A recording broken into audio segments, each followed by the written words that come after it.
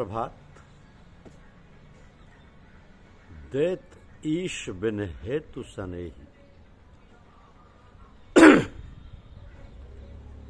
यह हमारी आज की आध्यात्म चर्चा का विषय।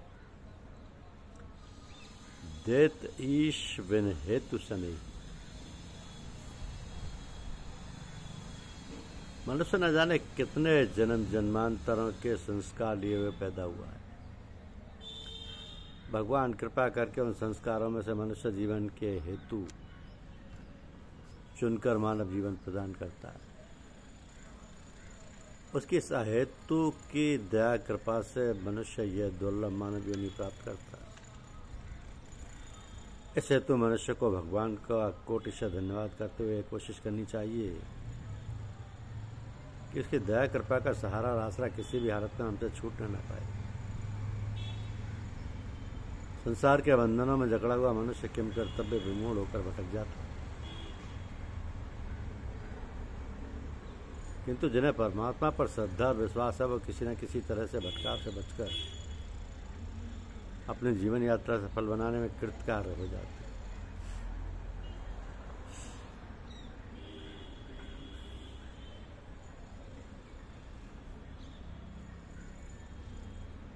तो भगवान अनंत ऐश्वर्य और कृपा के सागर हैं। मनुष्य को उनकी प्राप्ति के लिए असंभव प्रयत्न करते रहना चाहिए, मगर अधिकतर मनुष्य अपने कर्मों के मायाजाल में फंसा हुआ भटकता रहता है। कभी किसी महापुरुष महात्मा का संग मिल गया तो फिर उसके सहारे से सारे झंझटों को पार करके उन्मुक्त हो जाता है। ये तभी संभव होता है जब उसको अपनी इस त्रुटि और चूक का एहसास हो जाता है, वरना तो भटकता भटकता जाने कहाँ पहुंच जाता है और फिर अपने किए हुए पर पश्चाताप करता है। मनुष्य को चाहिए कि वो हर समय भगवान की याद करते हुए उनकी दया कृपा का सहारा पकड़े रहे, तो फिर वह निश्चय ही सारे झंझटों परेशानियों को पार करा सकेगा। परमपिता परमात्मा तो सहज ही अपनी कृपा और दया का सहारा सब मनुष्य को देने के लिए तत्पर रहते हैं। तत्पर क्या, उसका तो स्वभाव ही है कि लोगों का कल्याण हो और मनुष्य अपने कर्तव्य पालन में दृढ़ संकल्प होकर संसार सागर से पार उतरने का साधन प्राप्त करे।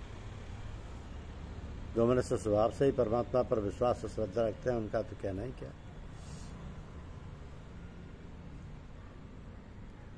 वो तो हमेशा सभी झंझटों से बचे रहते हैं।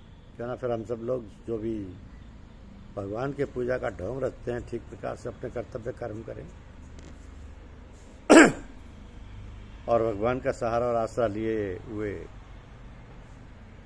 सारी समस्याओं का समाधान का सरलतम उपाय है ये।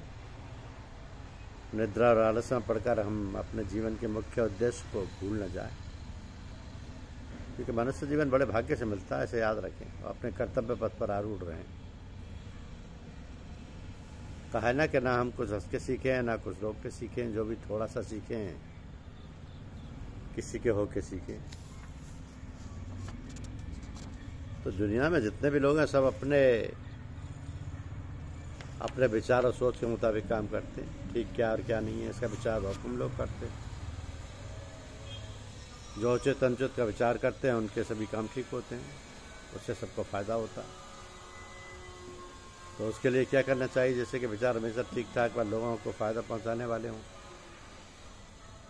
इसके लिए अपने आप को भगवान के सुपुर्द करके शांत मन से जो भी विचार आए उसको कार्यान्वित करें तो शायद सब काम ठीक होंगे और उससे सबको फायदा भी होगा। किसी काम में जल्दबाजी नहीं करनी चाहिए, क्योंकि जल्दी का काम शैतान का होता है। तो हर एक काम हर कदम बहुत सोच समझ कर उठाना चाहिए। कभी कभी इतना उतावलापन होता है कि जो काम हम करने जा रहे हैं उसमें बहुत कमी और गड़बड़ी हो जाती है। जो काम भगवान का समझकर और उन्हीं को अर्पण करके किया जाता है वो अधिक ठीक और सही होता है। उससे सबको लाभ और सांत्वना मिलती है। दुनिया के सभी कामों में नहीं बल्कि अपने भी सभी काम भगवान की समझकर करने चाहिए। अपने को निमित्त बनाकर भगवान का समझकर काम करने से बहुत लाभ और तमाम परेशानियों से छुटकारा मिलता है। काम तो अनिवार्य है, दुनिया में रहकर काम से छुटकारा नहीं। छुटकारा नहीं मिल सकता। ये दुनिया तो काम के लिए ही बनाई गई है। बस यहाँ हरदम सावधान और सोच विचार के साथ काम करना चाहिए, तो फिर कोई गलती या किसी प्रकार की हानि की संभावना नहीं रहेगी और काम भी सुचारू रूप से होगा। कहा है ना कि कबहुक करे करे ना नर देही, कबहुक करे कर ना नर देही, देत ईश विन हेतु सनेही, देत ईश विन हेतु सनेही। मन का स्वभाव चंचल है और वह चंचलता तभी मिटती है या थमती है जब हम सभी काम भगवान का समझ कर करते हैं। भगवान तो घट घट में कण कण में विद्यमान है। वह उन्हीं की प्रेरणा से दुनिया के सारे कार्यकलाप चलते हैं। तो जो लोग कार्य भगवान की याद में भगवान का समझ कर करते हैं, उनको काम उनका हमेशा शुद्ध सात्विक व सर्वजन हिता सर्वजन सुखाय होता है। और उसमें कोई सोच विचार एक काट छांट की आवश्यकता नहीं पड़ती। मनुष्य केवल यंत्रवत काम करता है। वस्तुतः करने वाले तो भगवान ही है। काशी के सुविख्यात संत बाबा गुलाब चंद अंगोरी चमत्कारों के लिए प्रसिद्ध थे, लेकिन उन्हें साहित्य से भी गहरा लगाव था। एक बार वो संत साहित्य के लेखक सुदर्शन सिंह चक्र की एक कविता पढ़कर काफी प्रसन्न हुए। उन्होंने चक्र जी से कहा, आज तुम जो मांगोगे वही मिलेगा, मांगो, जो इच्छा हो दिल खोलकर मांगो। चक्र जी ने कहा, बाबा मुझे कुछ नहीं चाहिए, मेरी केवल यही आकांक्षा है कि मैं भगवान की भक्ति तथा साहित्य की साधना करता रहूं। बाबा गुलाबचंद ने उनसे आग्रह किया, आज मैं पहली बार अपनी ओर से कह रहा हूं कि अगर आज तुम कुछ नहीं मांगोगे तो देखना बाद में पछताओगे। तो दत्ता सिंह चक्र ने कहा, बाबा मैं आपसे जो मांगूंगा आप दे भी पाओगे या नहीं, एक बार आप भली भांति सोच लो। बाबा ने उन्हें आश्वस्त किया कि जो मांगोगे वही मिलेगा। तो चक्र जी ने कहा, बाबा मैं मांगता हूं कि भारत में जितने भी रोगी हैं वे सभी निरोगी हो जाएं, और जो दरिद्र हैं वो दरिद्र ना रहें। उनकी मांग सुनते ही बाबा गुलाबचंद निस्तब्ध रह गए और फूट फूट कर रोने लगे। पर चक्र जी के आगे नतमस्तक होकर बोले, तुमने आज मेरा अभिमान नष्ट कर दिया। मुझे पता चल गया कि मनुष्य के पास सब कुछ करने की क्षमता नहीं है।